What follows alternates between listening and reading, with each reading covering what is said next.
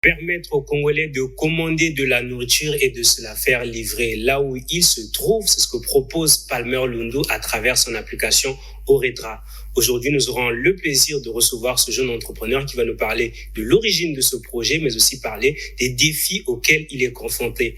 Mais avant cela, vous le savez, nous allons faire un tour de l'actualité pour parler notamment du concours destiné à stimuler l'innovation dans le cadre de la lutte contre la pandémie actuelle, mais aussi de l'initiative de Facebook qui vise à promouvoir l'entrepreneuriat féminin au Sénégal. Et nous allons terminer avec la révélation des dernières sorties Apple, la marque à la pomme que vous connaissez certainement. À présent, place à l'actualité. Madame, Monsieur, déjà, merci pour votre fidélité à ce programme. À tout de suite.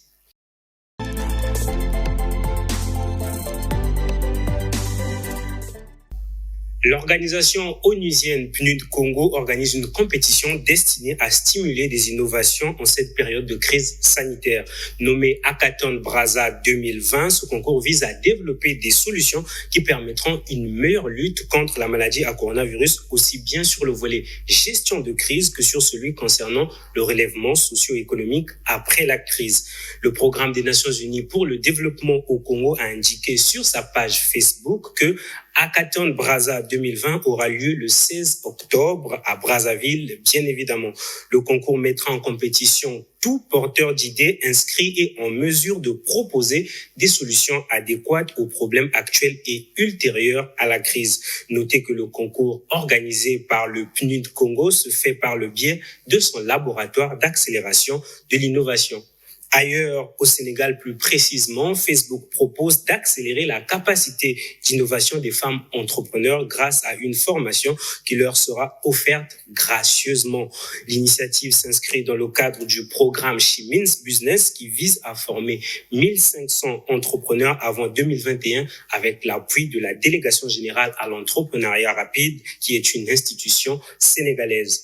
Dans un communiqué de presse relayé par le site socialnetlink.org, il a été indiqué que l'objectif de ce projet est d'inspirer, autonomiser et former les femmes entrepreneurs à créer et développer leur propre entreprise grâce aux outils digitaux. La formation couvre également des domaines tels que la gestion des opérations, la gestion financière et le leadership et sera assurée au Sénégal par Smart Ecosystem for Women, acteur spécialisé dans l'accompagnement de l'entrepreneuriat féminin en Afrique. S'agissant de ce programme, Facebook n'en est pas à son coup d'essai vu qu'il a déjà mené autrefois au Nigeria et en Afrique du Sud. Le Sénégal est donc le 3e pays africain qui en bénéficie et le tout premier de l'espace francophone. Du côté du pays de l'oncle Sam, il y a également des news. Elles nous viennent de Apple, la firme de Cupertino, qui a dévoilé de nouveaux produits parmi lesquels ne figure pas l'iPhone 12 comme l'espéraient certains. Au cours de sa keynote de septembre, Apple a en effet dévoilé 2 montres connectées, à savoir l'Apple Watch Series 6 ou Série 6 et l'Apple Watch SE. L'iPad 8 et l'iPad Air 2020 faisaient également partie des produits annoncés. Les fiches produits sont disponibles sur le site de la marque à la pomme qui a également lancé Apple One, un abonnement tout en un dédié à ses principaux services, à savoir iCloud, Apple Music, Apple TV+, Apple Arcade, Apple News+, mais également le tout nouveau Apple Fitness+. Cet abonnement groupé présente l'avantage de faire économiser des sous à ses utilisateurs. Si vous en faites partie, n'hésitez donc pas à profiter de ce nouveau pack. Par ailleurs, au Congo, une start-up veut également vous aider à économiser votre temps, mais également votre argent en vous permettant de parcourir les meilleurs restaurants depuis votre smartphone. Et bien plus qu'un simple catalogue de restos, il s'agit aussi et surtout d'une application via laquelle vous pouvez commander de la nourriture et vous faire livrer au lieu de votre choix. L'application se nomme Oretra et j'ai le plaisir de recevoir Palmer Lundo, son initiateur. Compartiment d'un projet plus vaste, l'application Oretra se veut à terme être une contribution significative au développement du tourisme local. Comment cela va se faire concrètement? Palmer Lundo va nous répondre dans quelques instants. Madame, Monsieur, restez avec nous pour comprendre tout cela.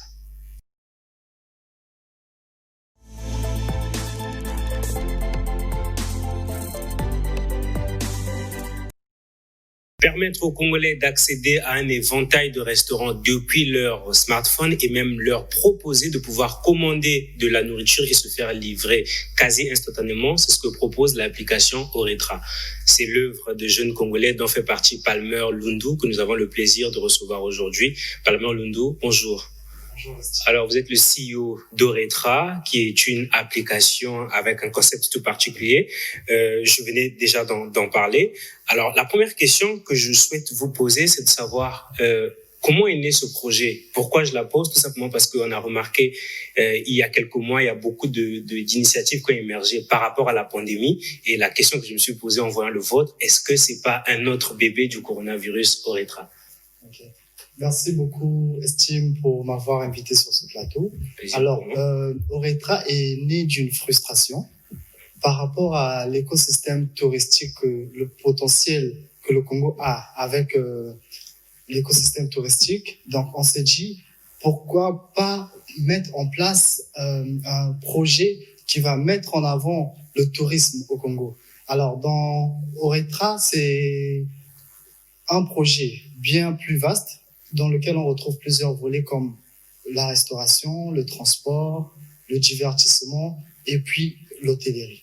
Alors, c'est un projet à plusieurs volets. Aujourd'hui, on est, on va dire, dans la première phase d'Oretra qui ne concerne que les restaurants, pour ne citer que celui-là. Alors, quelles ont été les contraintes, en fait, lors du déploiement de ce projet? Est-ce que les choses se sont passées comme sur des roulettes, comme on dit, ou bien vous avez dû faire face à des challenges en plus de votre frustration? Oui, on a rencontré pas mal de contraintes, des contraintes liées au développement, mais aussi, ça c'était en interne, mais aussi des contraintes liées aux partenaires. Alors, la première contrainte liée au développement, il fallait qu'on puisse bâtir le projet en interne, mais l'équipe était très réduite, étant donné que c'était un projet très vaste. Il fallait pouvoir travailler ça. Et la deuxième contrainte en externe, notre modèle n'était pas assez adapté au marché. Donc, quand on a déployé le produit, il fallait pouvoir voir avec les partenaires comment aller sur un modèle qui est lié à la réalité du pays, mais aussi adapté à nos partenaires. Alors, lorsqu'on parcourt l'application Oretra, on se rend compte qu'il y a un gros travail, j'allais dire, qui s'est fait en termes d'expérience utilisateur pour faciliter la navigation, mais aussi pour que l'application soit la plus réactive possible. Est-ce que les personnes ou les utilisateurs qui ont déjà l'application arrivent à mesurer ce potentiel? Est-ce que vous recevez de bons retours sur ces aspects-là de l'application, au-delà de la fonctionnalité? Mais est-ce que les gens arrivent à percevoir que le design est élégant, par exemple? Est-ce que vous recevez des retours dans ce sens? Oui, alors on a reçu énormément de retours depuis le lancement. Et même le premier jour qu'on a lancé, on avait déjà reçu quelques commandes. On a reçu pas mal de retours sur nos réseaux sociaux, des gens qui étaient très, très, très intéressés par le produit et qui ont vu le travail qu'on a fait en interne. Et ça, c'est vraiment quelque chose qui nous a marqué, c'est aller au-delà de ce à quoi on s'attendait en interne. Alors, déjà, l'application a l'air de plaire, ce qui est une bonne chose. Je vais vous donner un chiffre qui peut peut-être vous faire sourire.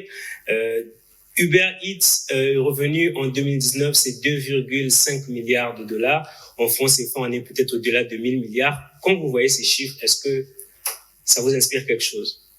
Oui, ça inspire énormément de choses. Ça inspire le potentiel de ce genre de service. Et étant donné que ça fait quasiment 1 mois et demi qu'on a lancé et les retours sont déjà assez bons. Comme je vous ai dit, dès le premier jour du lancement, on avait déjà quelques commandes reçues et surtout le mois, on a maintenant des clients, des consommateurs réguliers et les chiffres sont assez bons. On a des retours de nos partenaires qui nous font quelques éloges, si je peux me permettre, et on sent que le service a beaucoup de potentiel et que ça promet énormément. Le potentiel est énorme. Est-ce qu'on peut avoir une estimation du nombre de commandes par semaine, par exemple, ne serait-ce que pour nous situer? Ok.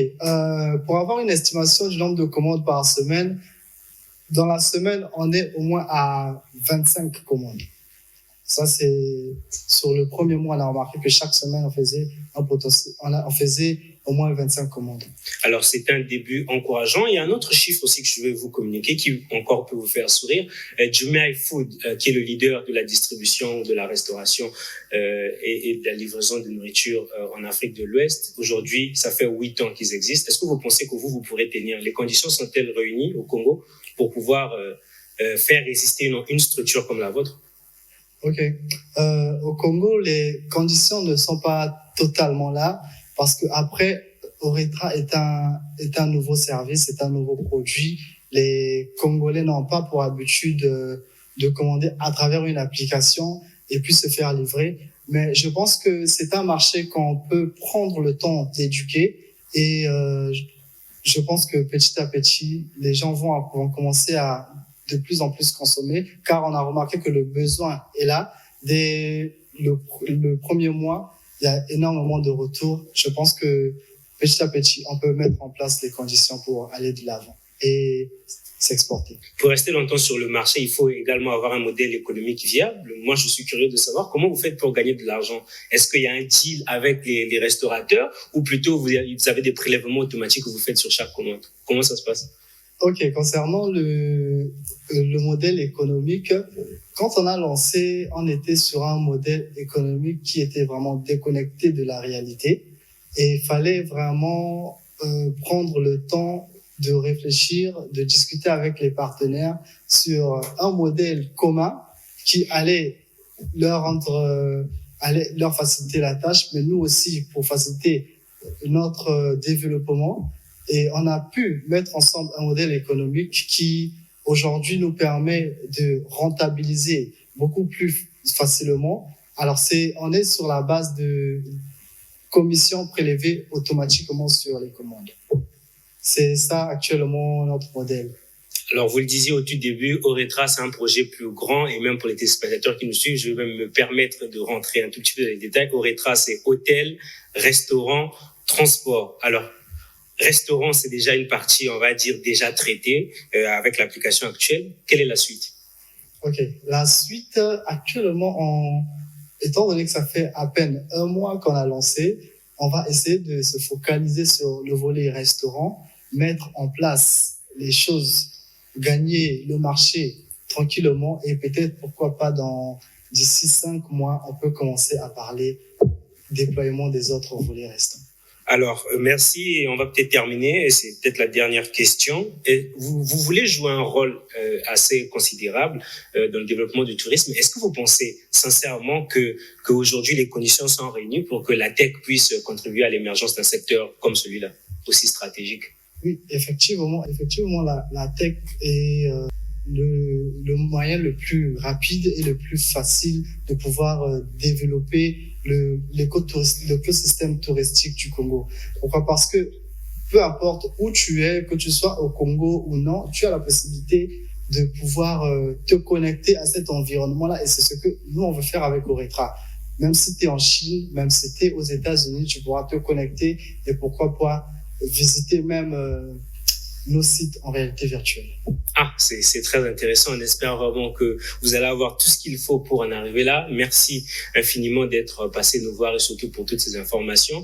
Et pour terminer, est-ce que vous pouvez dire aux téléspectateurs qui nous suivent comment ils peuvent télécharger l'application Oretra? Ok, l'application Oretra, elle est disponible sur le Play Store. Il suffit de taper Oretra et vous allez pouvoir la télécharger. Et le téléchargement sur Play Store, il est free, totalement gratuit. D'accord. Merci encore une fois d'être passé nous voir, Palmer Lundou. Je le rappelle, il est le CEO de l'application Oretra qui propose de commander, se faire livrer de la nourriture depuis chez soi. L'application existe depuis 1 mois et nourrit de très grandes ambitions. Merci à vous de nous avoir suivis, mais ne quittez pas, vous savez que dans quelques instants, c'est votre rubrique préférée, certainement, la rubrique découverte. Ensemble, nous allons parcourir ce qu'il y a de nouveau dans le monde de la tech. Vous allez voir, il y a des informations croustillantes. À tout de suite.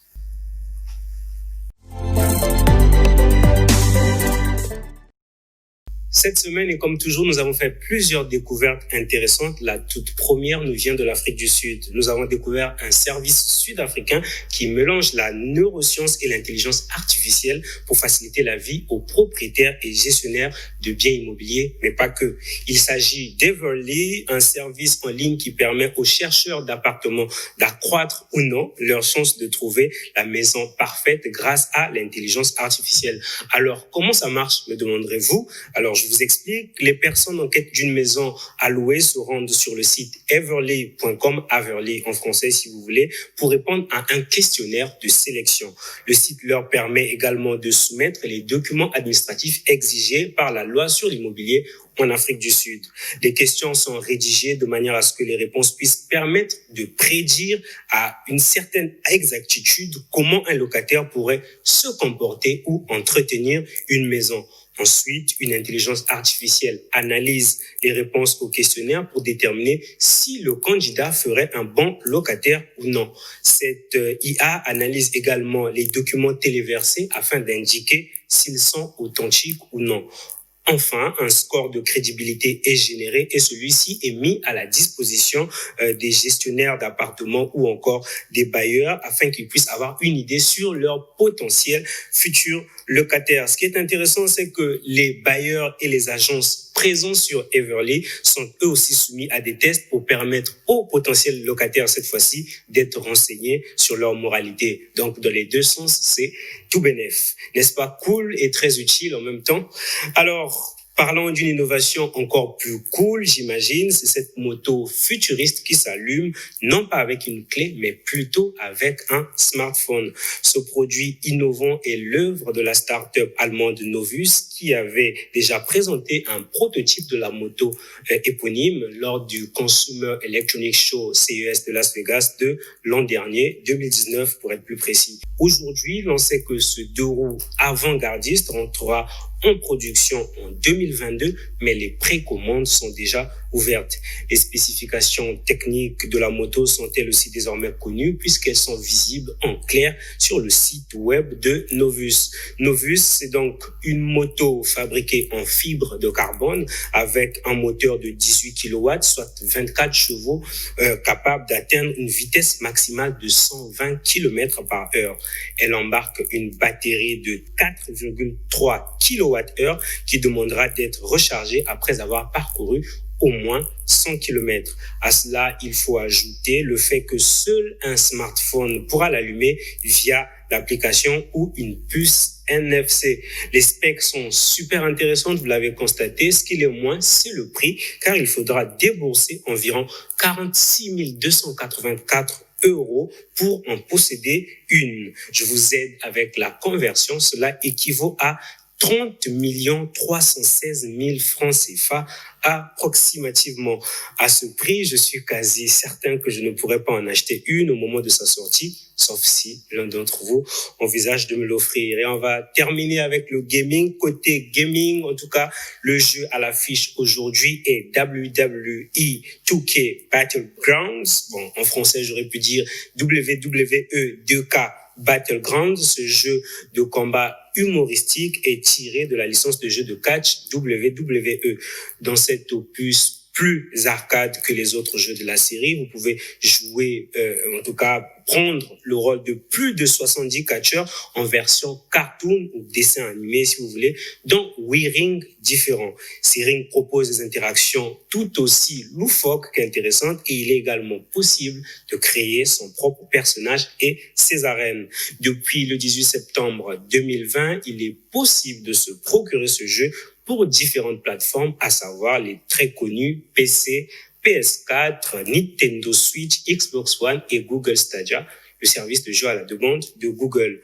Place à la bande-annonce à présent. Quant à moi, je vous retrouve la semaine prochaine. Merci encore pour votre fidélité à ce programme. On se retrouve très très bientôt. Au revoir.